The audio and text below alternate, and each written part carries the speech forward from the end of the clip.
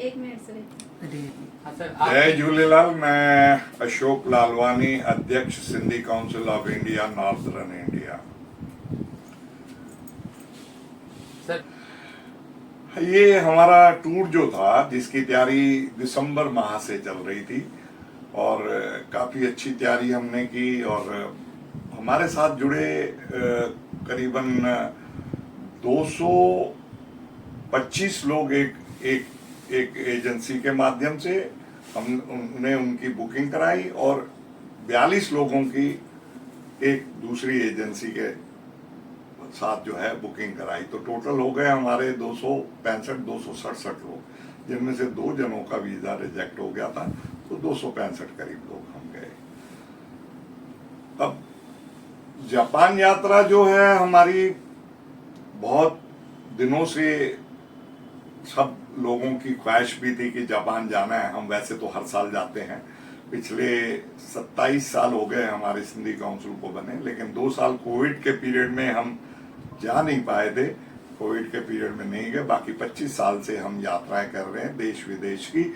मकसद यही होता है कि हम अपने सिंधी परिवारों को आपस में मिलाएं, अपनी संस्कृति, अपनी भाषा, अपने रहन सहन, खान पान पे चर्चाएं हों और इसके साथ हम जोड़ते हैं एक छोटी सी क्रूज की यात्रा जो करीबन 5 से 7 दिन की होती है। इस बार ये क्रूज यात्रा हमारी 7 दिन की थी और ये हमारा कार्यक्रम शुरू हुआ। हम 7 मई से जो है अपना दिल्ली, बॉम्बे, बरेली, देश विदेश के सभी जगह, अमेरिका, दुबई से भी 70 लोग हमारे साथ जुड़े और कई जगहों से, मतलब सिंगापुर से भी जुड़े, इसके अलावा कलकत्ता से भी जुड़े और भी कई जगह से, मतलब बहुत जगह से, जयपुर से भी जुड़े। मतलब कोई ऐसा कोना नहीं है हिंदुस्तान का जो हमारे साथ जुड़े नहीं लोग। तो ये 265 लोगों का कारवा जो है हम 7 मई को लेके निकले और 8 मई को हम वहाँ पहुँचे। वहाँ पे हमने जो है अपने वहाँ ओसाका में पहले गए, हम टोक्यो उतरे थे, टोक्यो से ओसाका गए और अपना ओसाका होटल में हमारा पहले से ही रूम बुक था, वहाँ पे रहे और अपना उस दिन हमारी वेलकम पार्टी भी हुई। बहुत अच्छे तरीके से हमने पार्टी को एंजॉय किया, सब लोगों ने एंजॉय किया, बहुत आनंदित रहा वो समा। तो 8 से लेकर हम जो है 10 तारीख को बुलेट ट्रेन यात्रा की और बुलेट ट्रेन के बाद हम पहुंचे अपना क्रूज में। क्रूज हमारी यात्रा 10 तारीख को शुरू हुई और 10 से 17 तारीख तक हम क्रूज में ही थे। तब हमारे सारे लोग एक साथ जो है सुबह से लेकर शाम तक खाना पीना रहना, वहाँ पे बहुत और आकर्षण भी थे, बहुत कैसीनो थे वहाँ पे, हमारे अपने कार्यक्रमों के लिए बहुत अच्छे स्टेज कार्यक्रम, बहुत अच्छे थिएटर थे जिनमें हमने अपने प्रोग्राम किए, अपनी संस्कृति के बारे में, अपनी भाषा के गीत संगीत वगैरह बहुत सारी चीज़ें हुई। लोगों को खिलवाया भी हमने, तंबोला वगैरह जो है, तो उसमें भी कई लोग आनंदित हुए। तो ऐसे करके हमारी यात्रा बहुत ही सुखद रही, लोगों ने बहुत एंजॉय किया, सबके चेहरे पे खुशी ही खुशी थी। ऐसे उसके बाद क्रूज यात्रा के बाद हम 3 दिन टोक्यो में रहे। टोक्यो बहुत खूबसूरत जगह है, ओसाका भी खूबसूरत है, लेकिन टोक्यो जो है वो शहर है, हम शहर के बीचों बीच थे।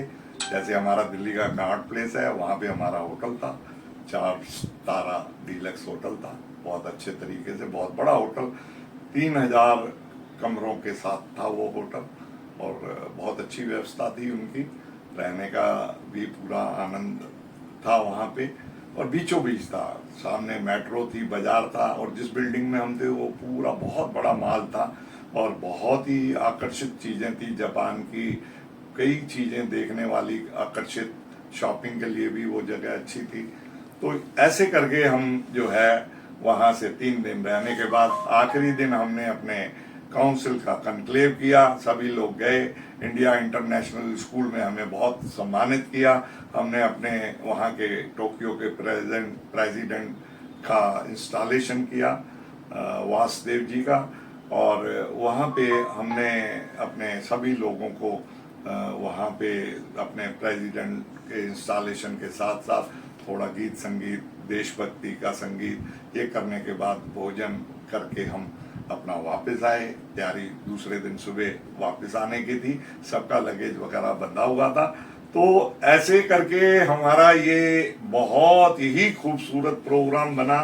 और जो है इस खूबसूरती के साथ साथ कुछ जो है मन में थोड़ा सा जो है एक बेचैनी सी दे दी। एक ब्लैकमेलिंग का किस्सा हुआ हमारे साथ। हमारे जो यहाँ के RTW ट्रैवल एजेंट्स अपना कविता जी और विनोद जी, जिनके माध्यम से हम गए थे, 225 लोगों की संख्या उनको दी थी हमने।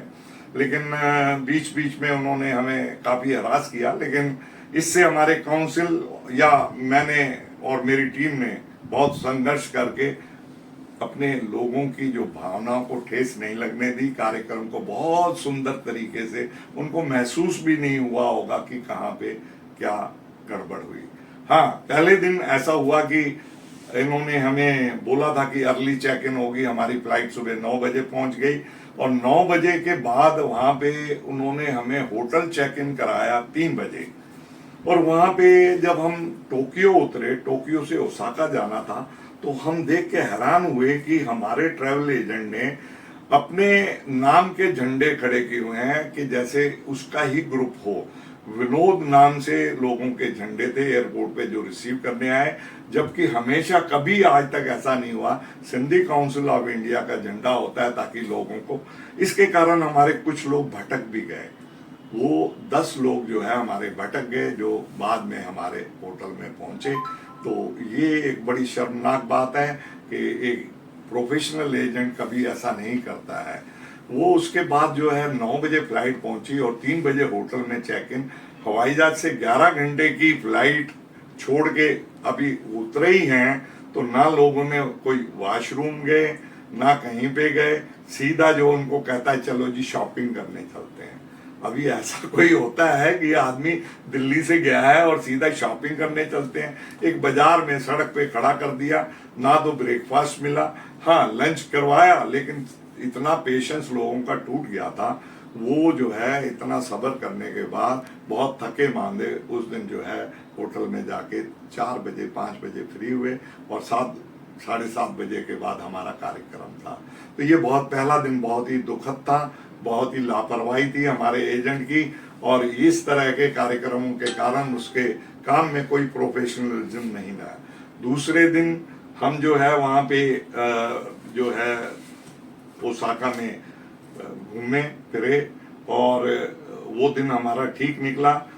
तीसरे दिन रात को लगेज रात को ट्रकों में भर के हमारा बुलेट ट्रेन के लिए, क्योंकि हम बुलेट ट्रेन से जा रहे थे और हमारा क्रूज जो था वो टोक्यो से था, तो वो सामान हमारा रातों रात निकल गया। सिर्फ एक बैग हमने अपने हाथ में पकड़ा था।